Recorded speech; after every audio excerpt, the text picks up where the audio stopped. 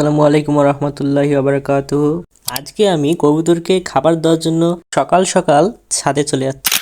সেই মনে পড়ে গেল অনেকদিন আগে একটা বাচ্চা হয়েছিল, দেখি আজকে বাচ্চাটাকে বাইর করা যায় নাকি। অনেকদিন আগেই বাচ্চাটা হয়েছে আর কি, দেখা যাক। এই আমার বাচ্চা কই? সরি, আমার বাচ্চা না, আমার কবুতরের বাচ্চা। ওই যে ওইদিকে। আমি তো প্রথমে ভয়ে ছিলাম, আমার বাচ্চা কই গেল। সরি, আমার বাচ্চা না, আমার কবুতরের বাচ্চা। বাচ্চাটাকে অনেক কষ্টে বাইরে নিয়ে আসলাম। এই কই যাইস? এই মাশাল্লাহ, অনেক বড় হয়ে গেছে বাচ্চাটা। তো যারা ভিডিওটা দেখতেছেন অবশ্যই মাশাল্লাহ বলে যাবেন।